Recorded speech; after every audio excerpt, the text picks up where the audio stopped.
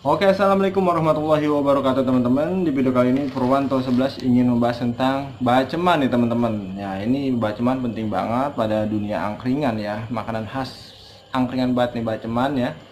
Jadi di sini gue nggak ingin bahas bumbu, nggak ingin bahas tentang apa karena itu semua sudah gue upload di channel Purwanto 11 ini. Jadi di sini ada yang bertanya, "Bang, gue masak jam 2, kenapa malam udah basi?" Ya kan?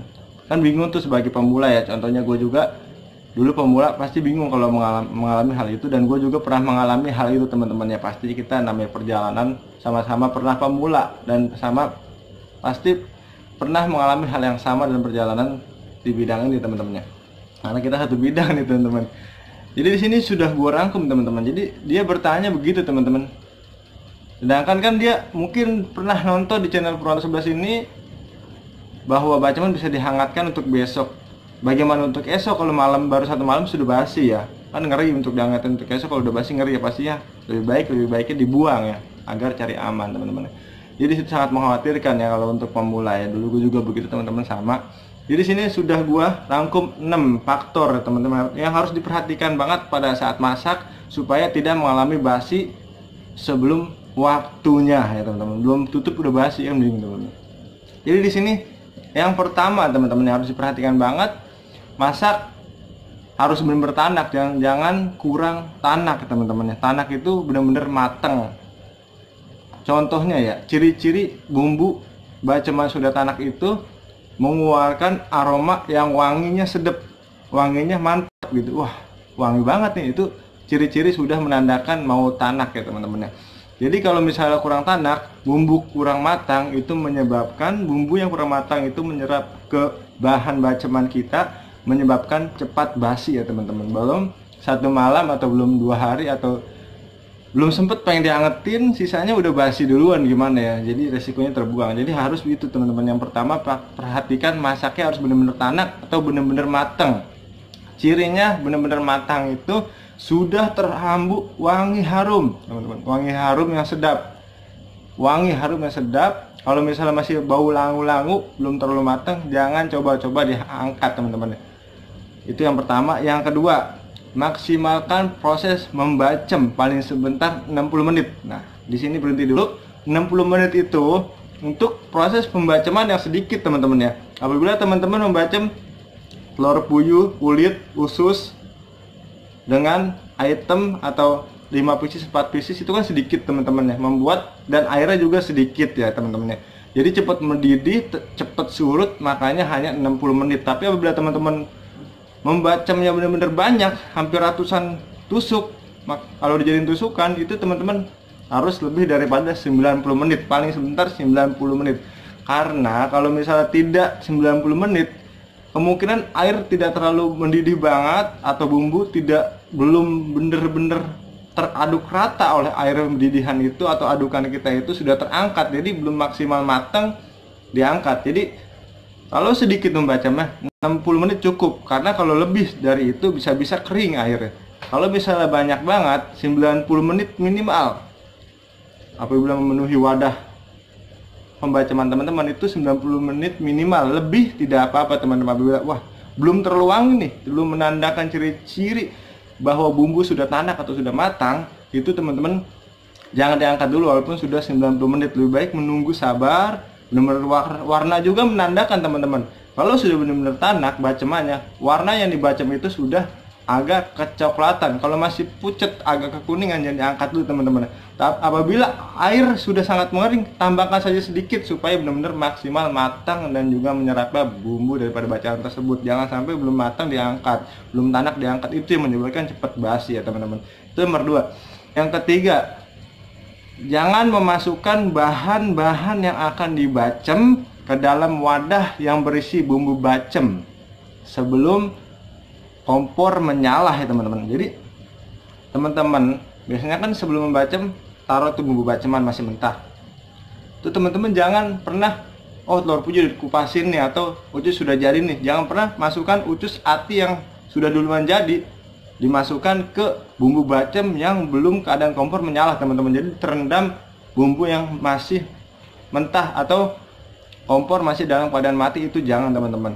Lebih baik kumpulkan dulu semuanya bahan-bahan yang mau teman bacem, Setelah itu sudah selesai semua, bacem masuk ke wadah bumbunya, nyalahkan kompor. Alangkah baiknya udah agak anget tuh air, baru masukkan semua berbarengan pada saat itu juga, jangan ada yang duluan. Baru bilang, ini telur puyuh udah jadi, masukin aja dulu, sedangkan kompor belum menyala. Jangan teman-teman. Kalau ingin memasukkan bahan baceman ya teman-teman, ingin memasukkan bahan baceman, apabila teman-teman masukkan langsung nyalahin itu masih oke. Alangkah baiknya teman-teman nyalahin dulu kompor, sudah agak anget airnya, baru masukkan bahan-bahan baceman yang mau teman-teman bacem teman-teman. Itu salah satu yang membuat baceman basi kalau teman-teman mencemplungkan bahan baceman dalam keadaan kompor tidak menyala, dalam keadaan bumbu mentah. Jadi bumbu mentah itu kan kadang menyerap-nyerap juga teman-teman ke bahan-bahan baceman kita. Dan dikhawatirkan itu yang menyebabkan terjadinya cepet basi pada baceman kita, belum waktunya sudah basi gitu teman-teman ya. Itu yang keempat ya teman-teman ya. Itu yang ketiga ya teman-teman ya. Yang keempat, apabila bumbu mau dipakai kembali ya teman-teman, pastikan bahan seperti lengkuas dan daun jeruk itu dibuang dulu teman-teman. Misalnya teman-teman nih baru masak baceman, dilihat bumbunya masih bagus nih, kayaknya bisa buat besok. Dan bahan ini perlu diperhatikan nih teman-teman, dua bahan ini, lengkuas dan daun jeruk atau serai juga teman-teman. Kalau bisa itu dibuang aja tuh teman-teman, jangan didiamkan di bumbu tersebut. Kalau bahan itu angkat 3 bahan itu, karena bahan itu tidak bisa maksimal matang bener teman-teman. Jadi itu bisa menyebabkan bumbu itu basi kalau teman-teman menyadarinya. Kalau tidak, besok dipakai kembali, ditambahkan bumbu lagi, ternyata basi. Jadi itulah menyebabkan faktor basi yang keempat teman-teman ya. Jadi cepat basi. Jadi kalau misal teman-teman mau bumbu itu mau dipakai lagi besoknya, bahan seperti lengkuas, serai dan juga daun jeruk angkat, karena bahan itu susah untuk matang dan tanak teman-teman. Itu hanya menambah aroma. Kalau misalnya terlalu lama dia di bumbu bacem yang dingin, itu menyebabkan bumbu bacemnya akan basi semua teman-teman ya. Itu yang bisa menyebabkan baceman cepat basi teman-teman ya. Jadi itu yang keempat. Yang kelima, jangan terlalu banyak gula, manfaatkan saja manis dari kecap. Jadi maksud gua, kalau teman-teman ingin manis bacemannya, jangan terlalu memanfaatkan gula, apalagi gula pasir. Kalau bisa, kalau pengen lebih oke, manfaatin saja gula merah. Dan lebih oke lagi, manfaatin saja kecap. Karena kalau misalnya terlalu banyak gula, teman-teman, terlalu banyak gula itu akan agak lendir teman-teman, agak lendir. Jadi kalau agak lama itu lendir dari gula itu akan timbul di permukaan bacem. Jadi bener kagak basi, cuma tidak terlalu bagus terlihatnya karena dia agak mengkilat-kilat gitu. Jadi seperti basi teman, dan baunya juga kurang terlalu bagus. Jadi jangan terlalu banyak memakai gula, lebih baik manfaatin manis dari kecap ya teman-teman ya.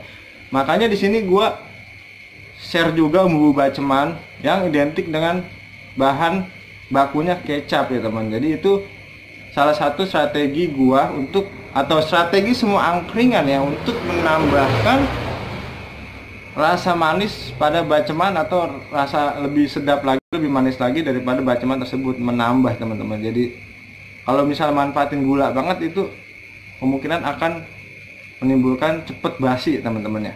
Itu menurut gua ya teman-teman, pengalaman gue sih gitu kalau terlalu banyak gula ya. Jadi yang nggak tahu ya, ini sharing ya teman-teman dari pengalaman gua pribadi ini selama berjualan angkringan ya teman-teman. Yang keenam teman-teman ya, saat memasak perhatikan teman-teman ya, harus sering-sering diaduk, saat memasak atau membacem ya teman-teman ya. Karena seperti tadi teman-teman, apabila terlalu penuh, biasanya bumbu itu ada yang mengambang ke atas, dan bahan-bahan juga ada yang mengambang ke atas. Itu perlu kita mix, kita aduk terus teman-teman. 5 menit aduk, 10 menit aduk, 20 menit aduk, 30 menit aduk, atau 10 menit sekali aduk. Jadi bumbunya, karena terlalu banyak baceman melebihi kapasitas muatan nih, biasanya muncul kalau mendidih. Jadi kita tutup itu kan makin menggolak, jadi bisa tumpah-tumpah. Jadi kalau misalnya terlalu banyak membacemnya, biasanya gua nggak ditutup. Jadi golakan itu hanya sekedar menggolak, tapi yang atas diam aja gitu, yang atas, yang bawah aja menggolak. Jadi itu harus kita bantu dengan mengaduk ya teman-teman. Jadi yang atas itu, yang mengambang di atas itu, bumbu teraduk ke bawah, yang bawah ke atas. Jadi kita harus bantu mengaduknya. Kalau misalnya sedikit membacemnya, tutup benar-benar rapat. Itu walaupun tidak aduk, dia mengemix sendiri karena maksimal dia mendidih di dalam wadah tersebut karena kita aduk ya teman-teman. Jadi dia benar-benar walaupun nggak sering kita aduk, dia mengaduk sendiri dengan didihan yang maksimal dan panas yang maksimal karena ditutup teman-teman. Makanya harus sering diaduk kalau banyak memasak ya teman-teman, biar mixnya benar-benar bumbu antara bumbu panas semua merata matang ya teman-temannya. Karena kan kalau nggak diaduk, karena masih mengembang di atas, itu dikhawatirkan yang atas belum terlalu matang bumbunya, jadi dikhawatirkan tidak matang merata teman-teman. Jadi seperti itu teman-teman, 6 hal yang harus diperhatikan pada saat teman-teman memasak baceman agar hal-hal yang tidak diinginkan seperti ini nih, yang basi terlebih dulu kok, masak jam 2 jam 9 basi, atau matang jam 4 jam 10 basi, sedang kita tutup jam 2. Itu yang lebih dikhawatirkan lagi, kita tidak sadar bahwa itu basi. Itu lebih ngeri lagi, ada yang makan atau gimana. Itu apalagi kita pemula, itu akan mengapokkan banget teman-temannya. Jadi itu perlu diperhatikan banget teman-temannya, 6 hal ini saat kita memasak ya. Jadi ini pengalaman gua juga sama teman-temannya mengalami hal yang sama seperti teman-teman, kok cepet basi ya gitu teman-teman. Tapi alangkah baiknya ya teman-teman ya, tapi ada lagi teman-teman, apabila basi biasanya teman-teman ya, kalau baceman apabila emang benar-benar kurang tanak, itu hampir rata. Misalnya teman-teman bacem 3 jenis, ucus, ati, dan juga telur puyuh, itu biasanya 3-3-nya basi semua apabila kurang tanak. Tapi apabila kok ngebacem 3, 1 basi, itu biasanya bahannya yang kurang bagus, atau enggak gimana ya, bahannya kurang bagus, jadi dia tidak menyerap dengan baik bumbu, jadi basi ya. Dan ada faktor yang lebih mengerikan ya menurut gue ya. Jadi teman-teman kalau mau buka dagangan atau apa, teman-teman alangkah baiknya berdoa, jangan lupa ya teman-teman, minta perlindungan kepada Allah Subhanahu wa taala. Ya setidaknya kita baca Al-Fatihah 3 kul, surat 3 kul, qul huwallahu ahad, qul a'udzu birabbil qul a'udzu falaq, ayat kursi, salawat nabi, supaya kita dilindungi dari hal-hal yang tidak kita inginkan, yang tidak atau di luar batas wajar teman-teman ya. Karena ada ya pengalaman dari kakak gua sendiri, dulu jual angkringan, dia itu sangat menganehkan gitu, cepet basi antara nasi, kadang ditusukannya, dan basinya itu tidak merata teman-teman. Jadi basinya itu satu gitu teman-teman, oh yang lain enggak gitu. Kadang jam 7 sudah basi, itu tidak masuk akal banget, kok cepet basi jam segitu gitu. Jadi kita bukannya kita mikir itu negatif, bukan gitu teman-teman. Jadi ya namanya sihir dari dulu udah ada teman-teman. Jadi setiap kita ingin maju itu selalu ada yang dengki kepada kita. Kita tidak boleh membenci sesuatu atau menerka-nerka. Yang penting kita minta perlindungan kepada Allah, berikhtiar. Ini kan kita ikhtiar sudah, berdoa sebelum berikhtiar untuk berdagang, supaya kita dilindungi dari hal-hal yang tidak kita inginkan atau hal-hal yang di luar daripada batas kewajaran kita sebagai manusia teman-teman. Jadi mintalah perlindungan kepada Allah Subhanahu wa taala sebelum kita berdagang, berdoa terlebih dahulu. Itu sangat mantap teman-teman. Kita sudah ikhtiar masak semua dengan tips-tips yang sudah maksimal juga supaya tidak basi. Kalau tetap basi, itu mungkin kita lupa akan doa, lupa akan minta perlindungan kepada Allah. Dan kita banyak hilap, gue juga kadang banyak lupa, hilap karena buru-buru, lupa doa ya gimana teman-teman, namanya manusia. Dan makanya kita saling mengingatkan di sini teman-teman ya. Oke teman-teman, segitu saja tips dari gue Purwanto 11. Semoga tips ini atau cara ini bermanfaat untuk teman-teman semua, dan khususnya untuk gue pribadi. Ini sudah gue pakai dan maksimal banget teman-teman, tidak pernah basi, bahkan sampai tutup, sampai besok nggak basi, gue taruh kulkas. Pokoknya harus lebih teliti lagi teman-teman saat memasak ya teman-teman. Jangan sampai terus terulang seperti ini teman, kita harus belajar teman-teman ya. Oke teman-teman, segitu aja dari gue Purwanto 11. Salam dari gue Purwanto 11. Assalamualaikum warahmatullahi wabarakatuh.